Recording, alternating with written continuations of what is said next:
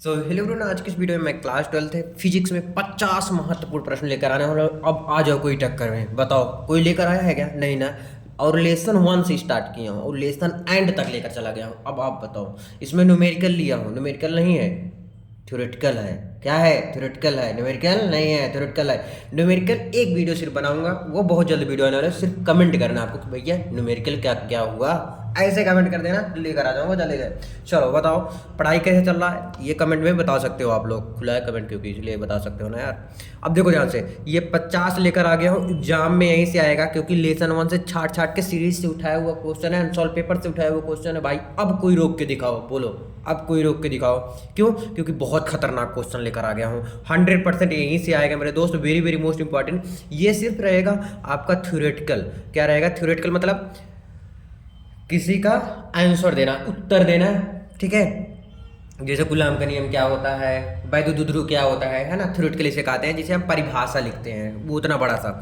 ये थ्योरेटिकल हो गया। और साथ साथ में क्या है, न्यूमेरिकल तो अभी नहीं है, लेकिन इसके साथ साथ में आपका जो फॉर्मूला का निगमन है ना, वो फॉर्मूला मैं भी लेकर आ गया हूँ कि कौन कौन से फॉर्मूला के निगमन जो है इंपॉर्टेंट है, ये भी लेकर साथ में आ चुका हूँ। कोई डाउट होगा तो कमेंट भी कर सकते हो, ठीक है ना, क्योंकि स्टार्टिंग से बता रहा हूँ, ध्यान समझना। तो ये क्लास 12th स्पेशली फिजिक्स 2024 मेरे दोस्त।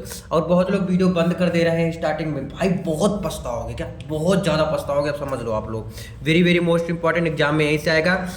50 है इंपॉर्टेंट क्वेश्चन, 100% पूरा पूरा ऐसे छाप देना, पूरे किताब से यहीं से आएगा। चलो पहला क्वेश्चन देख लेते हैं। कूलॉम का नियम क्या होता है? कूलॉम का नियम किसे कहते हैं भाई? बहुत आसान है।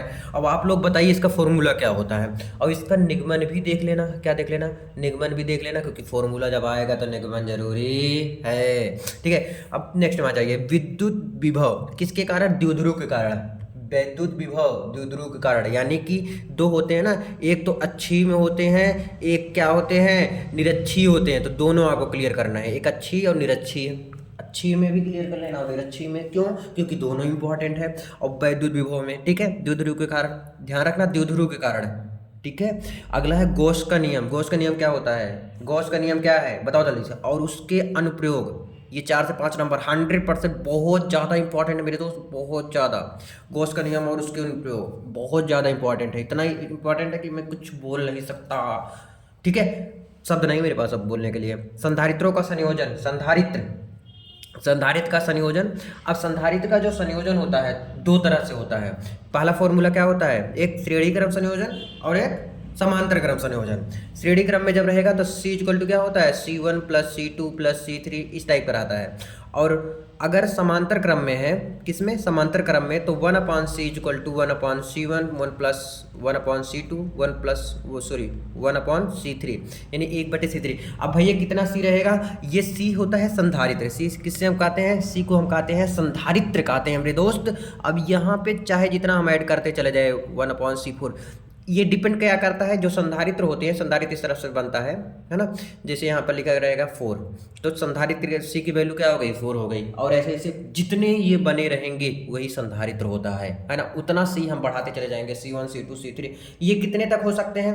कोई इसका लिमिट नहीं, कितने भी कर सकते हो, जितना कि आपको ऐसे बना के दिया रहेगा उतना करेंगे आप ना। ये चीज़ हो गया समांतर प्लेट संधारित्र, ठीक है। आगे देखो, संधारित्र को संयोजन में, संधारित्रों का संयोजन समांतर प्लेट संधारित्र हो गया।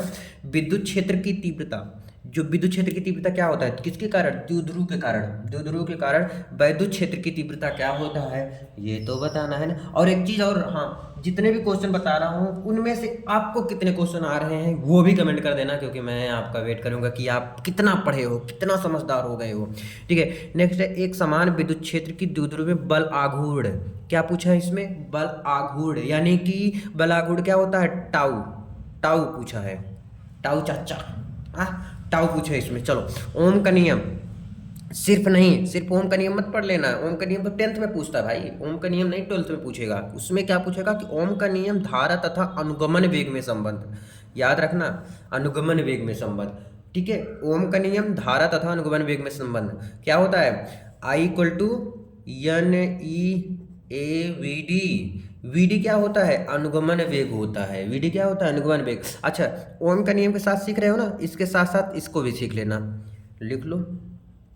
धारा घनत्व, धारा घनत्व तथा अनुगमन वेग में संबंध है। धारा घनत्व, सॉरी दिखा नहीं, देख लो, धारा घनत्व तथा अनुगमन वेग में संबंध। अब एक बात मेरे दोस्त नोट कर लो, जो धारा घनत्व को फॉर्मूला होता है जे बराबर होता है एन ई वी डी होता है, सिर्फ इसमें से ए हट जाता है। दिख रहा है कि नहीं दिख रहा है, सॉरी नहीं दिखा है, देख लो, जे है ना, ये J equal to N E V D होता है, ठीक है। धारा घनत्व का फॉर्मूला क्या होता है, J equal to N E V D, ठीक है। नेक्स्ट है सेल का विद्युत वाहक बल क्या होता है, सेल का विद्युत वाहक बल। प्रतिरोध, प्रतिरोध क्या होता है आर। की ताप पर निर्भरता क्या होता है, व्हीट स्टेन सेतु, भैया भैया भैया जो बनाया था, ठीक है, ऐसे करके फिर ऐसे कर देना, फिर ऐसे, वो बढ़िया नहीं बन पाया यार। P upon Q equal to R upon S, Wheatstone सेतु, याद कर लो मेरे दोस्त। ये जो है निगमन, इसका जो है ना वो निगमन बहुत इंपॉर्टेंट है, पढ़ लेना अच्छे से। किरचॉफ का नियम तथा परिपथ।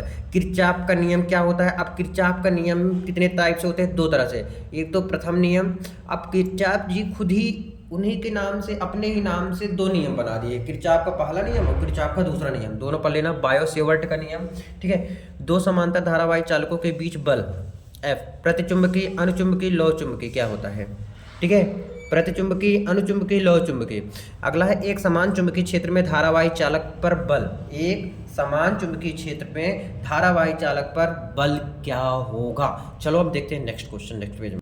आई होप आपने वहां तक, जहां तक बताया 16 नंबर तक बहुत अच्छे से देखा होगा। लेकिन एक चीज और मैं बता दूं, इसमें थोड़ा कम क्वेश्चन करने वाला हूं, जो 50 वाला था उससे थोड़ा कम करने वाला हूं, इसलिए क्योंकि आप इतने में से बताना कितना आ रहा है, फिर जो फाइनल वाला वीडियो आने वाला वो तहलका मचाते हुए आएगा, एकदम दनदनाते हुए आएगा वो, ठीक है। तो देखो नेक्स्ट क्या है, एक समान चुंबकीय क्षेत्र में चुंबकीय द्विध्रुव पर लगने वाला बल आघूर्ण।